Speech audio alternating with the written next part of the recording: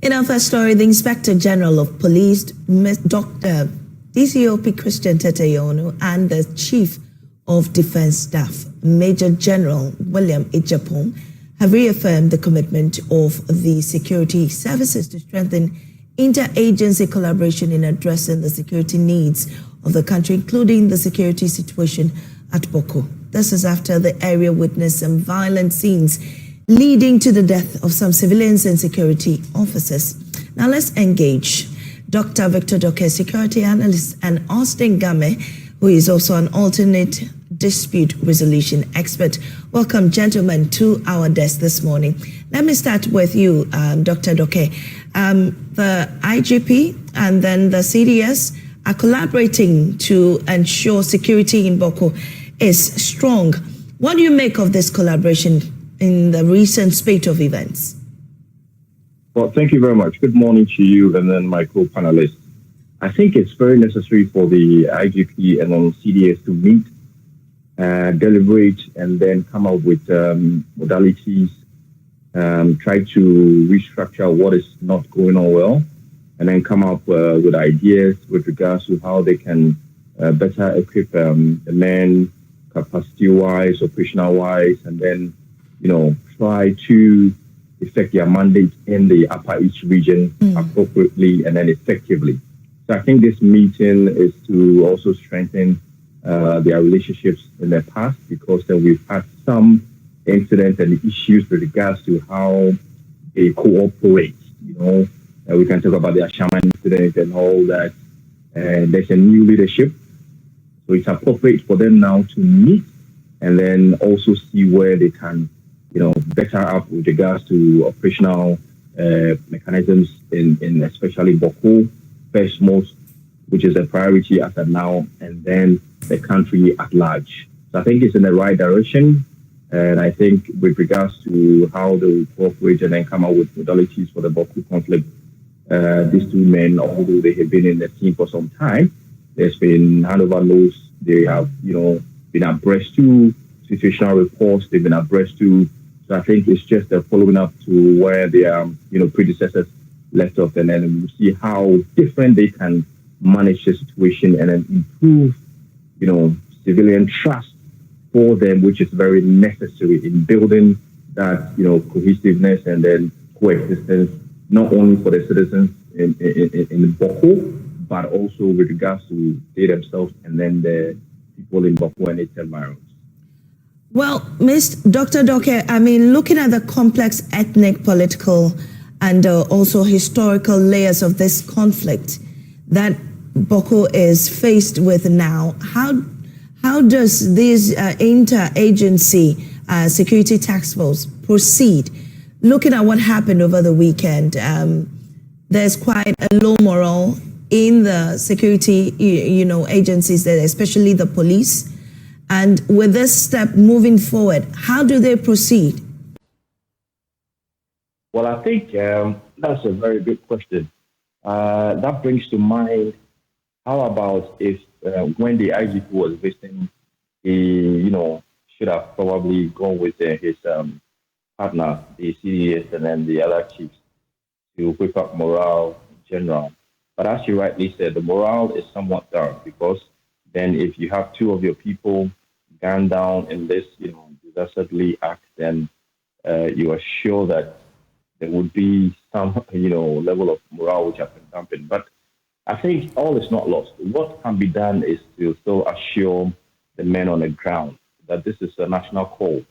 And this is one of the things they do, as in many other countries, with regards to peacekeeping, where they picked up experiences. And I'm sure, with regards to peacekeeping outside the country, they've encountered more serious situations, even more than this. So they should just whip up with regards to how they will handle the situation, perform their mandate.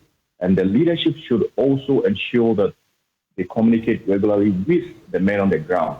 How do we provide, for example, psychosocial support for them? Because as their morale is down now, they will need some sort of support psychologically to come up again, to be able to, feel that they are in a place where they have to ensure peace and security. That is very essential. And how we can also look at regular exchange, exchanging the men. You bring in new ones, you got the old ones, you equip up their support, and you build their capacity, and then give them some moral support for them to come back. I think this is very, very critical because then those who are currently there have experienced some sort of shocks and all of that. How do we ensure that these men have that support to get back up and then execute their mandate? So it's very essential that these two leaders come out with not only looking at the operational aspects, but then also how you build the mental capacity of these men because it can affect them. Right. It's a good time to bring in Mr. Game here, and he is an alternate dispute resolution expert. Mr. Game, what frameworks should be instituted to resolve this, very complex issue in Bawku?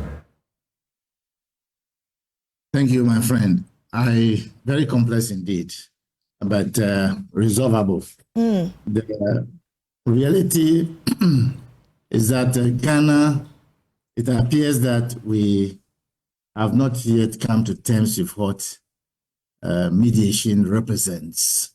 We talk about it, but it appears we don't know much about mediation. So we are happy litigating and arbitrating. That's about what we are so used to.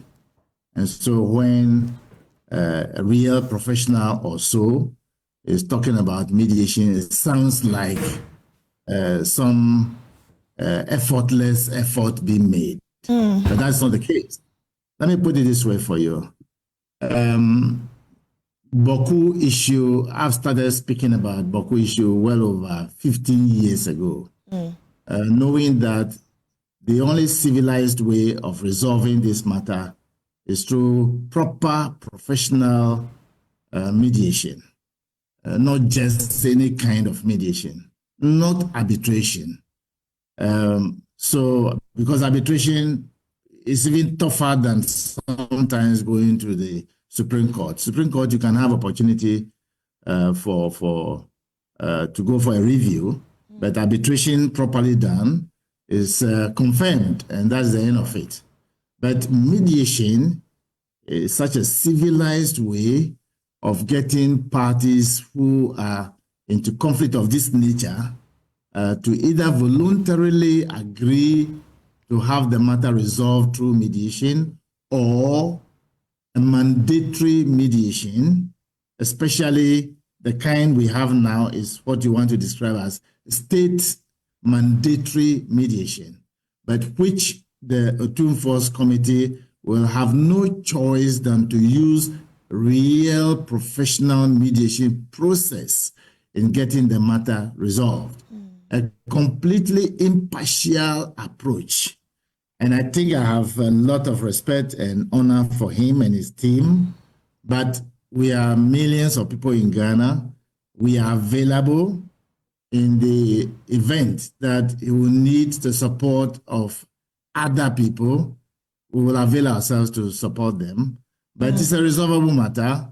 The military and the police have a role to play, but they are not mediators. Right. They are not trained mediators. Right. They are to ensure that they ask the people to stay off the conflict whilst efforts are made to resolve it. But you can see that the people are so fixated about pound for pound type of approach. And that's why they even go to the extent of attacking the military or the police people themselves. But this is a mediatable issue. It's going to be a facilitated professional mediation. Right. And I pray that this will be, though however bitter it might be, to be another lesson for us as a nation that we have to shift from the litigation happy-go-lucky type of nation to a more mediatable approach. I think that, like I mentioned to the Chief Justice recently somewhere, that we need to move away from the litigation system into having about 60-70% of all civil cases must be resolved through mediation processes and not going to the court to waste our time and energy there that way. Let both of you go. This question is to you. Listening to both of you, you know, there are the feuding factions. There are also the residents who may not necessarily be engaged in what's happening. And they may be going through psychological problems, not at peace at where they are, may not have anywhere to go. How does government deal with these people, bring them together, and ensure their safety? First to you, Austin Game, and then to Dr. Doke. Thank you. You know, government is not a mediating agency. This is a matter that you require the services of a mediator who also have very sound knowledge in coaching to try and get the people in a community. There is a community mediation process. I've studied community mediation in California, and I can tell you that the best way possible is to leave out the hands of government completely, because there is the perception that governments yesterday, today, are some kind of hand in it. That's why it might be state-sponsored, but it wouldn't sound like government is responsible. So that somebody with a mediating knowledge and coaching would go there and assist the people when the whole thing is abated to a certain level. For now, it's volatile, so that they can get the people. Almost all the people need some kind of guidance. This is not about playing psychology with people. Right. You can only use the traits of psychology, but the real thing is about having key mediation processes in place and a coaching technique to guide the people to have a conversation and see themselves as the winners and not losers. And at the end of the day, they will come back stronger than before. All we need to do is to get the people who know what to do to go there and assist them.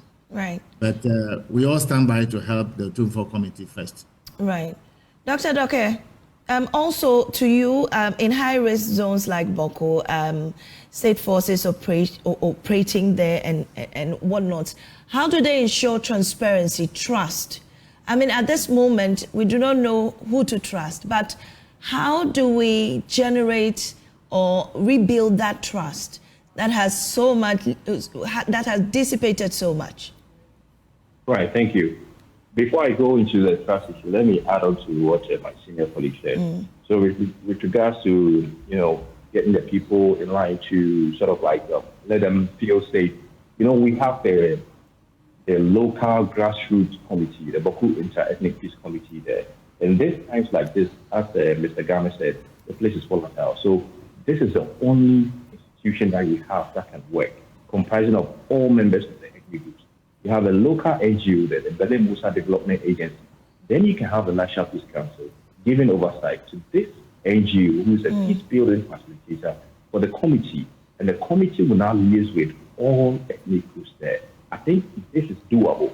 Whether the committee is working as of now or not, we don't know. Then we need to reform the committee, resource them, for them to be engaging with the community members. You can start with that one, and by and large, you get the results. Now, to build trust, I think I've said it time again that the stakeholders in there should be very wary of the activities and events. As Mr. Game said, the military or security forces are not mediators. I agree largely to that extent. Now, in the event of situations such as this, you'll be tempted to sort of like implement activities to sort of bring the youth together for coexistence. So you organize football matches, you organize whatever cleanups and all of that. I think now they should desist on that, because then any argument on that line will bring what clashes.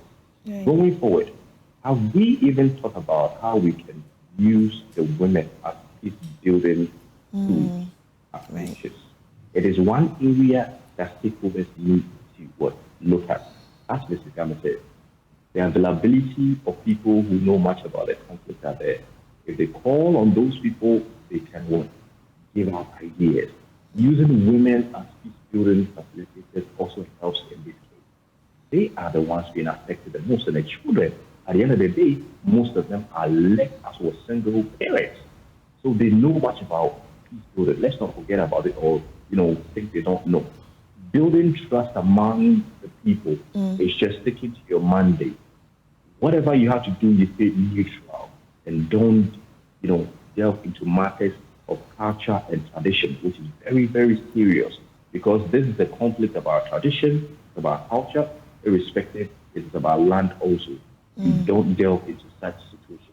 And then by and large, if they have to enforce the curfews, enforce any kind of arrest, whatever it is, they do it at a mandate. They don't have to be seen to be supporting one side. Right.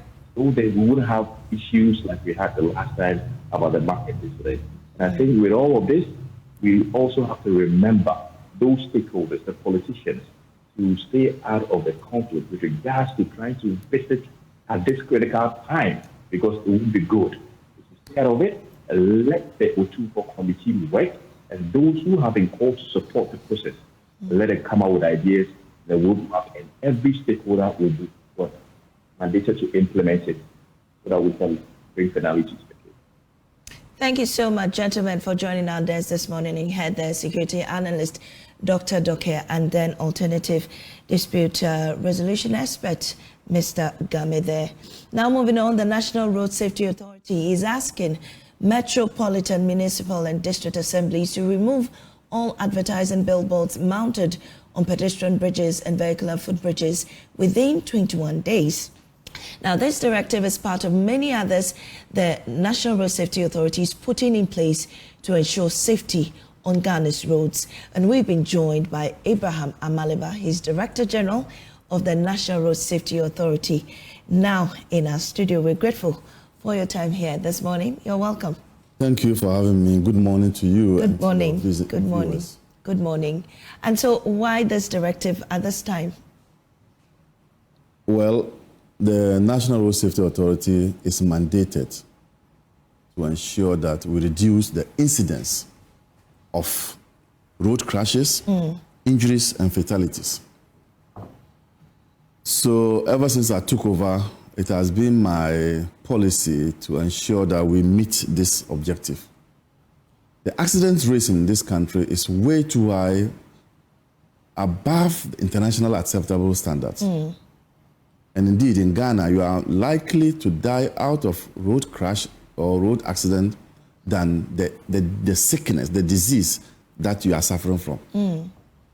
So I have put in place so many measures, and this is one of it. The footbridges or vehicular bridges, the face of the bridge are not meant for advertising purposes. Right. They are meant to direct. So, for instance, road signs. And so when you are on the Spanner Junction towards Legon, you will see road signs such as N40, Medina, Legon, Dodowa. Yeah. It is meant for that. Now, when you put your advertising billboards there and it covers it, then you defeat the purpose for which the gangways and then the footbridge face are there. So we've given them 21 days within which to do that. Failure to remove them will proceed to court for an enforcement order. And so don't be surprised to see road safety against maybe a district assembly or municipal assembly in court. And what really are the sanctions for that? For if it gets to the point where there's a failure to compliance and then you go to court, could there be a jail sentence? Could there be a fine or both? Okay, so the law even allows us to fine the district assembly. But we don't want to go that route because it will still be government paying government. So it will end up being zero. So our next step, and I've spoken to my technical people, is to prepare a writ and file in court. By so doing, we think that the court can also help us. Right. And I think when we proceed to court, they will now see the seriousness. But because what we are talking about is actually supported by law. And I don't understand why the assemblies will refuse to do it. So we'll wait to see what 21 days will do. But before then, I also embarked on some road visitation. and you'll be surprised that the billboards of advertising companies are all over the place. Yes. Sometimes on the median, and the median is that island between two roads. On the median of the road, you find advertising billboards erected. And that also impedes the visibility of drivers. Indeed, it does. And I took opportunity to remove and order that there was one under the bridge when you come from East Legon to the flower pot. Right. And I made sure that those ones were removed. We are on a crusade to ensure that our roads are safe. And the new phase of road safety would really ensure that pedestrians and drivers are protected. When I took over, I realized that there were two main sources of accidents in this country. Driver indiscipline and pedestrian indiscipline. Right. And some people don't know that there are sometimes accidents caused by pedestrians themselves. Yes. So with pedestrian indiscipline, when you are walking and fidgeting with your phone, clearly... And not watching it where you're going. Where you are going, it can cause an accident. So if we are able to tackle these two menaces, driver indiscipline, pedestrian indiscipline, a lot of the accidents will cease. So what's your target? What do you aim to achieve with that, a reduction of the number? So for me, the statistics available to me, road crash report from January to February 2025 has been a total of 2,456 crashes, over 400 deaths, specifically 498 deaths. And how do you intend to reduce this to? So this is an alarming number. Exactly. This is not supposed to be happening. We are losing our manpower workforce to road accidents. What I have told my people in the office to do is to identify what we call hotspots for me.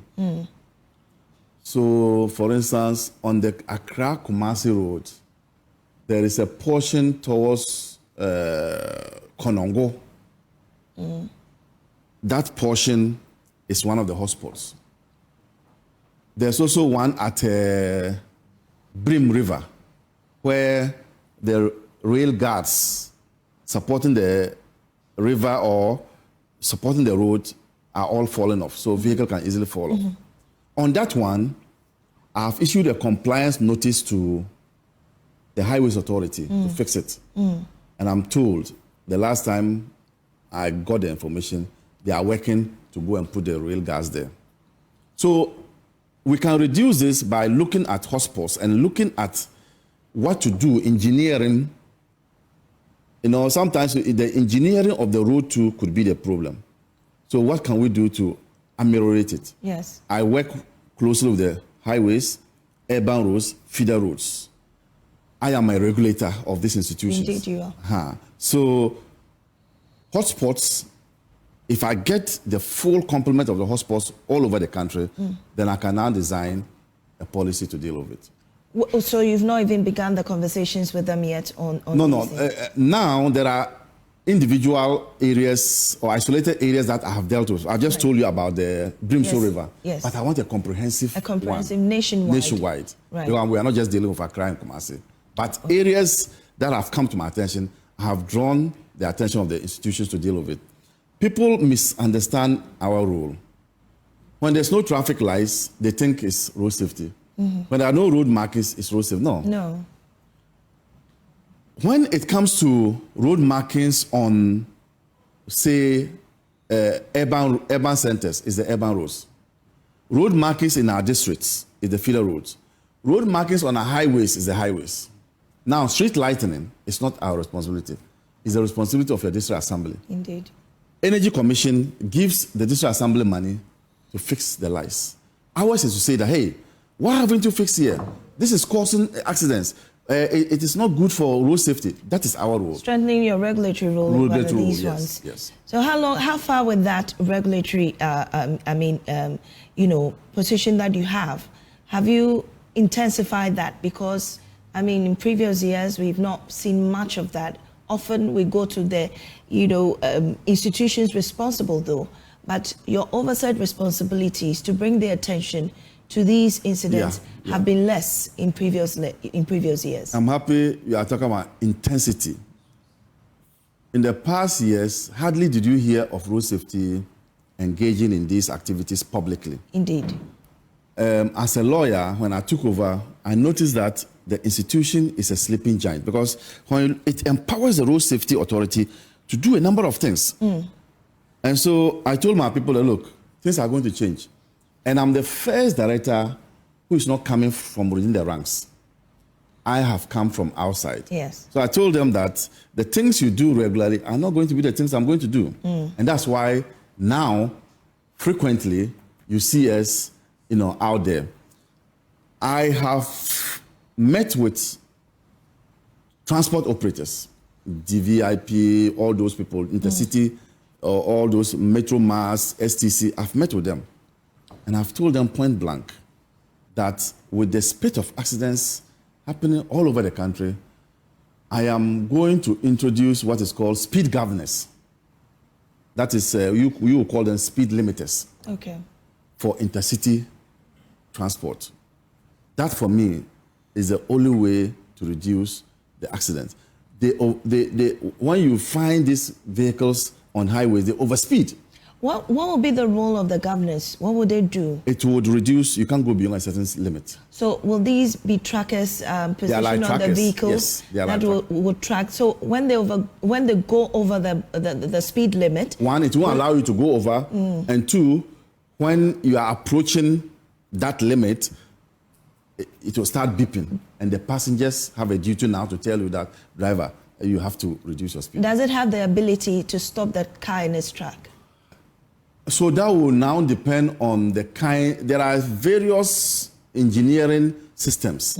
So if you have that one, yesterday, some guys came to the office to do some simulation. So we have different engineering systems that can do that. There are some that can stop the car, and that is possible if you want to go that way. So how will this be implemented? Will they have to voluntarily bring their vehicles to be tracked, or you will ensure that they are tracked and they'll pay for it? So it will be part of, so we will do this in collaboration with the DVLA. Okay. So it will be part of the process for you to go for roadworthy certificate. If you don't fix that in there, they will not give you the roadworthy certificate and you can't drive.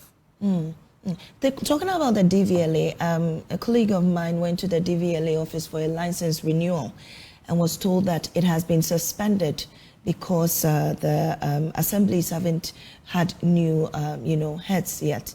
Has this been brought to your attention? That has not come to my attention. Maybe DVLA will have to directly answer to this, but that has not come to my attention. So maybe you playing the regulatory role over this, you we may have to look into it. Yeah. Well, let's talk about commercial motor transport, or what we popularly call Okada. You recently introduced this draft on it, reducing, or let me say, capping the age limit at 25. What thinking went into this? We were constrained rather than we thinking, we were constrained. There's a Road Traffic Act that says that at age 18, you can acquire a license to drive. Right. So you can drive your private car, your father's car at 18. Your father buys a car for you, you can drive. But if you then want to graduate into driving for commercial purposes, you must be 25. Right. Now, we were tasked to review the LI. And an LI is a lesser law compared to the Act. We have no mandate to review the Act. So in drafting the provisions for the Okada in the LI, we couldn't have brought the age down below 25 when the Parent Act says 25. So indeed, let me tell you, at the committee, when we sat, we all agreed that we should bring it. In fact, we inserted it in there to 18 years. After returning home, then I thought of the whole thing. I said, hey, but the Act says 25. How can we be in a lesser law saying 18? Then I called the officer in charge at the Ministry of Transport, drew his attention to it before. So you can see that even in our own interment, We wish it was 18, but we are being constrained by the act. So I also know that there are plans to review the act. So when the act is amended, then it will make nonsense of the 25. So for now, focus is on regularizing Okada. Then we would subsequently deal with the age. We don't intend as a government to leave the age at 25. I hear their cries, I hear them, I understand them. So the act will subsequently be amended to reduce the age to 18. Well, until the act is amended, what then happens to those who are below 25 now engaged in commercial motor transport? So now you are asking me of the effect of the 25, the legal effects. And the legal effects are as simple as that. It will be unlawful to ride on an Okada for commercial purpose. Not, you can ride a motorbike. Of course. But when you want to for ride commercial purposes, for commercial purposes, that's what I mean. Exactly. Those below 25. Yeah, you have to be. Will they have to stop You riding? have to be 25. You cannot ride until you are 25. But I can assure you that before all this goes to Parliament and comes back, the act will be amended to reflect. Don't forget, the NDC has majority in Parliament, so this can easily be done to reflect the intentment of the president when he said that he was going to regularize Okada. How many days do you anticipate this will be? Parliament is still in recess, so when Parliament returns, we will put before Parliament the revised LI. Then also, at the moment, what we are doing is doing stakeholder engagement. We had the first one. Second one will come after Easter. We need the inputs of the people. It was part of it that brought about the issue of the age. So we are going to do a second stakeholder engagement. When Parliament returns, then we'll put the law before Parliament. Then you will need 21 days for it to pass. Yes. Yeah. Well, talking about crashes, the report still tells me that 4,172 vehicles were involved. And out of this, 25.8% are motorcycle crashes. Now, why I'm coming up with this is some people disagree that the motor or commercializing motor transport shouldn't happen. Because it is too dangerous. they don't understand. The reasons why you have the Okada leading in road crashes is because for now, it is illegal. And if it is illegal, institutions such as ours cannot approach them and give them road safety education. We can't give them driver education. No. No. Do you, I mean, I get where you're coming from, but do you really need to legalize it to ensure road safety? At least during Dr. Dampari's time, when motor riders were not, heeding to the traffic regulations, he ensured that they did. And you got to a point where motor riders could not, cross the red light. That was being done even when it was illegal. That is enforcement, and I'm coming. Exactly. I'm coming. I'm crawling. You are running. There are 4 institutions dealing with this Okada matter: the regulators, the licensing authority, and the enforcement authority. Even the local authorities are part because they will have to designate places for them. So I'm starting from somewhere that because they were illegal, you couldn't even approach them to give them the education. Now, before the enforcement comes, which you are talking about, you need to give the riders sensitization and training on road safety issues. They don't have it. Theirs is just, once they can jump over it, they are just going. Dampari's intervention was just a little piece of it, which is enforcement. But we have left the training aspects. If this training aspects is brought on board with the legalization, I can tell you the incidents will reduce because we are going to put them in unions. They are going to be in cooperatives. One of the purposes for which we say they should be in cooperative is that the cooperative itself has a responsibility to self-regulate, the cooperative to self-regulate. Because if your cooperative is not doing what they are doing, we can disband you. So you, in self-regulation is one of it, before we even come in. So if all this is put in place, the incidents will drop. Well, who bears the liability if there's an injury or death on a motor? No, we are going to bring in insurance people. So the National Insurance Commission is going to be part of this whole exercise to begin to insure them against injuries and all those things. Okay. Also on the issue of infrastructure, I mean, there's much that can be said about our roads, and coming in with legalizing Okada, the thousands that will be, now engaging in the trade. How do we manage our narrow roads and also accommodating Okada riders? What's the, availability of infrastructure to accommodate this thing being legalized? I've heard people say that there should have been a dedicated lane for them. But we were asked to go to Rwanda, and then I'm told that Rwanda and Dubai have the best Okada policy.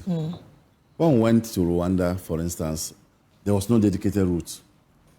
What is key in all this is respect, mutual respect for all road users. In Rwanda, the police enforcement was very, very high.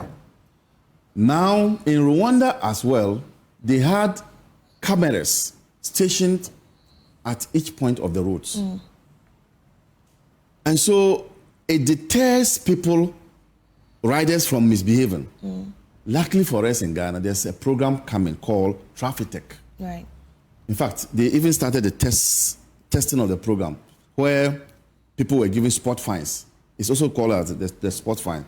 So when we pass the law and Traffic Tech also comes on board, it will all gear towards road safety. Now there will be cameras. There will also be vehicles where the cameras will be mounted on, and all this is meant to ensure that our roads are safe. So be rest assured. I think, look, Okada has come to stay. It is now one of our main modes of transportation. You can't take it away. You journalists, sometimes when you are late to read your news, you jump on it.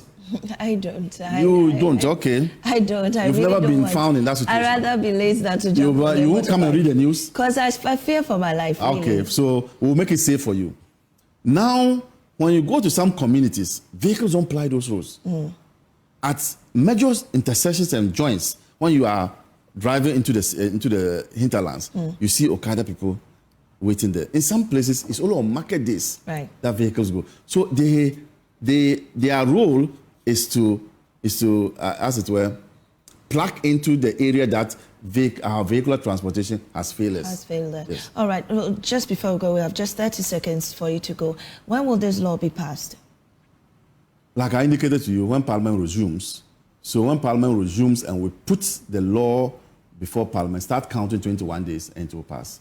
Thank you so much. Abraham Amaliba is head of the National Road Safety Authority. You're still watching News Desk here on the JoyNews channel. We'll be right back after this break. To business, my name is Daryl Kwao. Ghana has successfully completed the 4th review of the IMF program following a 2-week assessment by the visiting IMF team that concluded last night. Happening right now, a joint press briefing with the government and the IMF. We are taking you there live. So this is the purpose of the program. Similarly, on the fiscal front, the reason why the benefits of bringing the government's primary balance to 1.5% of GDP surplus is to reduce the financing needs, bolster in domestic markets, and to make it easier for the government to roll over that domestic debt when it's coming due. So this is how the program is designed, and this is what the government is trying to achieve under the program. I'm going to link that to back to the extension. There is been a lot of focus on your questions, but also generally speaking, the press on this on the extension. You know, I have to say that this is not something that we have discussed during this review. The focus has been entirely on how to make sure that the program remains on policies precisely to build resilience now, how to make sure that those policies and those reforms are implemented. There is still more than a year ahead under this program, and you can imagine that the focus now is not to discuss what will happen at the end of the program. Now, you also had a question about the challenges and the trade-offs as the government adjusts utility prices between on the one side, the importance of those adjustments to strengthen the SOEs in the sector and make sure that public finances overall are sustainable, and on the other side, the implication that it has, especially for the most vulnerable. And I think when we discuss with the authorities, we very much focus on these two aspects. So think about the electricity price increase that PORC has announced recently. On one side, it is very necessary to strengthen the position of ECG so that ECG in turn is able to pay its bills to the power producers, and that in turn you as Ghanaians continue to have access to electricity on a continuous basis. So it's very critical from that standpoint. From the standpoint of the implications on the poor, on the most vulnerable in Ghana, of course, this is something that we are not only very mindful about, but also we want to make sure, and the government actually wants to make sure, and we support the government in implementing policies that enhance and that increase the transfers towards the poor and increase social protection, precisely to put the most vulnerable in the country in a better position to face higher inflation, higher costs. And this is what has been done since the beginning of the program. We actually have conditionality to monitor implementation of those programs.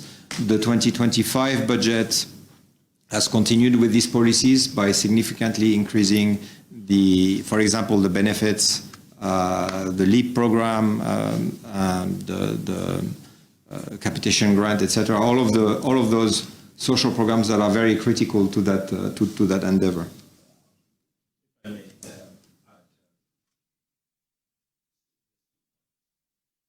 First has to do with the question that was posed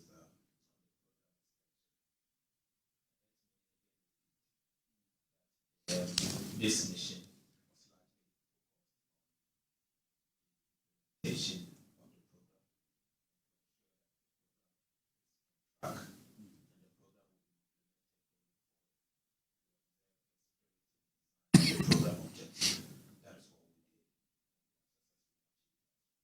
going forward, if government takes any other decision, we'll communicate that to the public.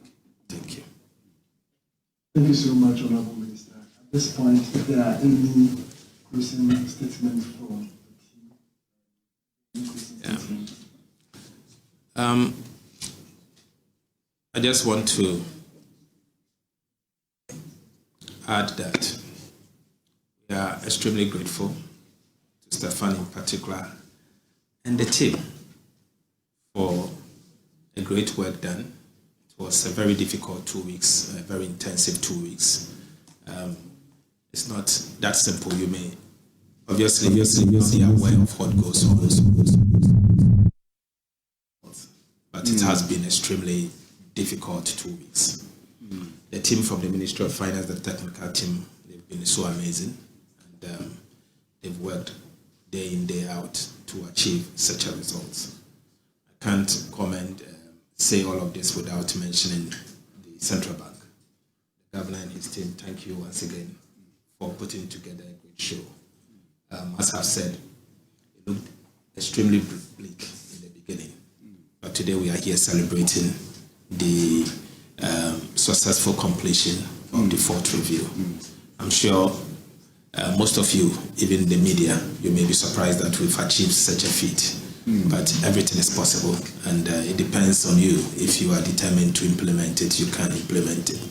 But I want to again use this opportunity to assure the IMF stakeholders and to the Ghanaian people that the President, John Mahama, and his administration will implement this program, no matter what. We will see. All right, so the government and the IMF addressing a joint press briefing following the successful review program, the fourth. Ghana said to receive $370 million after this fourth review. And so we'll keep our eyes on that press conference. We'll report some more in subsequent bulletins. Handing you back to Mamiesi with more news. Darryl, what will you use $370 million for? What I use it for? Well, it's not much if you look at our debt situation, but like a country that is struggling, this is something that can ease the burden, especially on the forex market. Thank you, Darryl. Now, a fire incident earlier this year destroyed goods worth millions of cedis at the Tamale timber market. It also left traders with nothing but ashes. It's one of many tragedies across the country with little action or accountability. As part of our series, Breaking the Fire Cycle, Martina Bugri returns to the market to find out if any lessons are learned. The effect of the Tamale timber market fire is still lingering as some affected traders are still awaiting for support to rebuild their stores, which were destroyed by the fire. This incident is part of a larger trend of fire disasters that has affected the region. Master Suli, a trader at the timber market, said since the fire outbreak, nothing has changed. And then up to date, we couldn't hear anything from anybody. Our leaders, especially the politicians, nobody come to this market to visit and see what is happening. Abdulrahman Adam is one of the affected. He said life has become unbearable for him and his family. As at now, we are not able to even build our own. This is the place that I'm getting small to build to feed my family. So up to now, they are not giving even our tools. I don't have tools to do work. I have to buy new tools, and then money is not there. Another carpenter at the market, Ibrahim Mutokil, said it was difficult feeding his family whilst waiting to get back to work. To feed our family was a problem.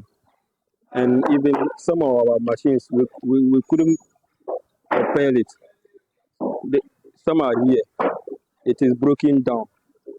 So lack of financial support.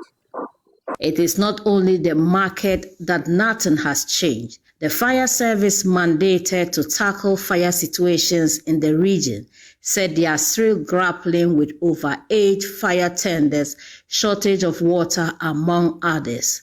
Public Relations Officer of the service, Baba Hudu, speaks. We would say that it has not changed in terms of logistics and other challenges that we face. Everybody in the country agreed and knows that the Ghana National Fire Service over the period is faced with a lot of challenges. Challenges stemming from aging fire tenders, logistics. Well, former Minister of Education Dr. Yaosei Duchum has iterated political leaders and actors to shift away from what he terms slash and burn politics to collectively drive national development. He observes some political opponents often criticize government policies and projects not because they are inherently bad, but to score political points. He says seeking to score cheap political points stifles development. Here's a report by Janet Lay. Former Education Minister spoke to JoyNews at a Tech Talk event organized by the Student Representative Council of the Kwame Nkrumah University of Science and Technology. Dr. Osei Educhum suggested a bipartisan approach to critical national initiatives. All of us should tone down on slash and burn politics. Sometimes your opponent knows that what you're doing is right. But in order to score political points, they may say it's bad. I think we need to find a way to ensure that in spite of the fact that something is being done by the opposing party, we always don't condemn it to score cheap political points. And I also suggested that if we have some critical national commissions, in the future we should look at how we can do bipartisan representation so that when the party that is in power select 3 people, the party that is not in power can select 2. So if the power shifts, the commission is still the commission, its work is still owned by the 2 political parties. Sharing his thoughts on the role of politics in driving national transformation, the Member of Parliament for Bosomtwe emphasized that politics can be a force for good and explained how he has used his political career to make a difference. The President graciously invited me to come and share my political journey with the students, encouraging them to also step into the political space. But before they even step into the political space, how do they support the political system to work better for them? And I gave an example of what I believe politics can be, and that is politics can be a force for good. When I look at the fact that I sponsored 150 students in my constituency to become engineers and doctors, if you look at the fact that I championed STEM education, and now STEM is a household word. To me, politics can be a force for good, a force for national transformation. Now, and that's all we have on our desk this morning. There's more news on myjoyonline.com. See you again tomorrow.